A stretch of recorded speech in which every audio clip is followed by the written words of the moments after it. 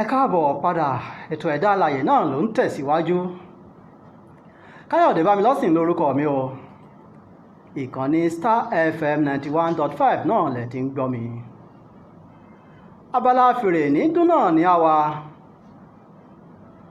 Ọmọ ológo ńlẹ́ mo kí ọ o, bóyá ìwọ tó ti rógolo tàbí ìwọ tógo rẹ̀ ṣẹ̀ṣẹ̀ fẹ́ gbéra.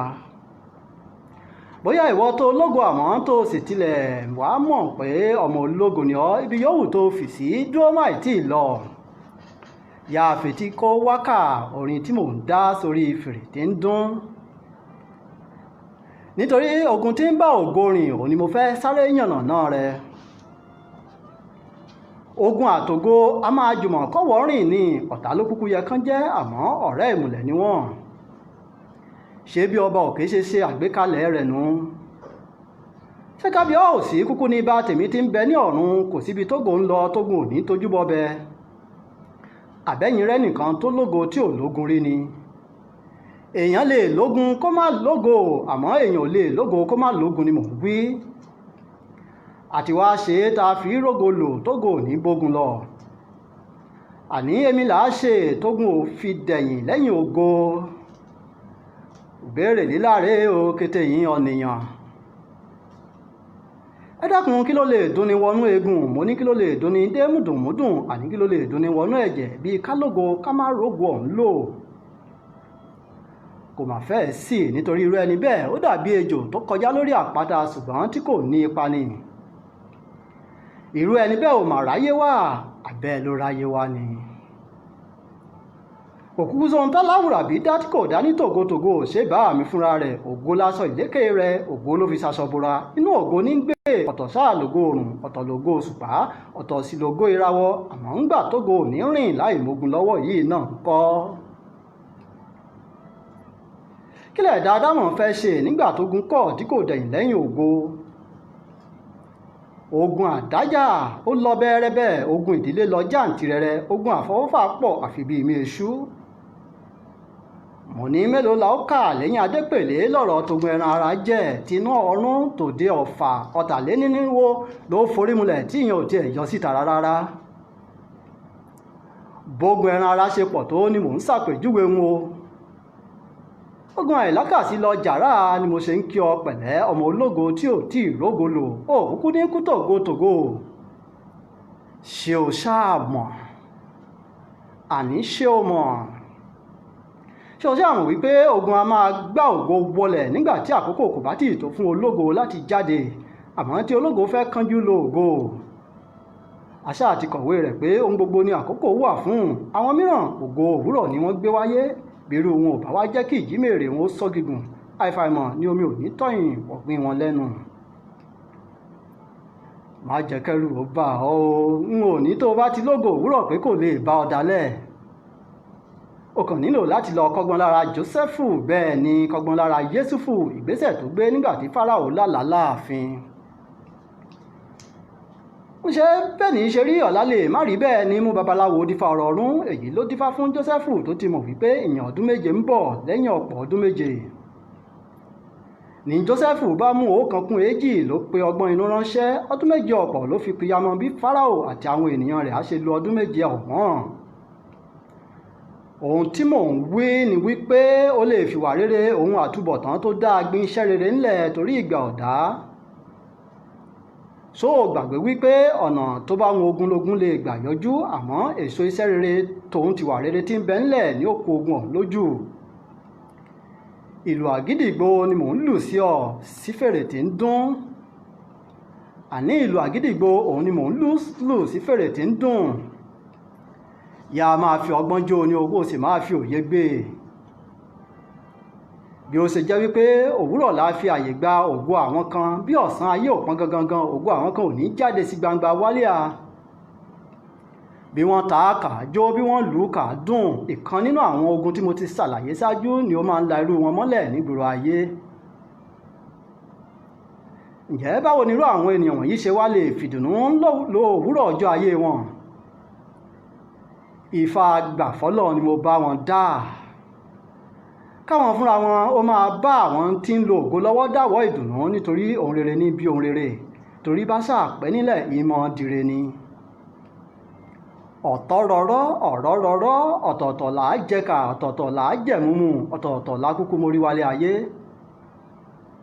àmọ́ bórí kan bá sunwọ̀n a máa ran gbangba míì ni mo ṣe ń wípé tí o bá fẹ́ kógun tí ń bẹ lẹ́yìn ògo rẹ step aside. báwọn tó lógo rìn nítorí irin ló lè lọ irin, iná ló lè kojú iná. ògo ayé àwọn kan lè jí ògo ayé tìrẹ dìde nítorí nínú ògo àwọn kan lògo àwọn kan ó ti dìde.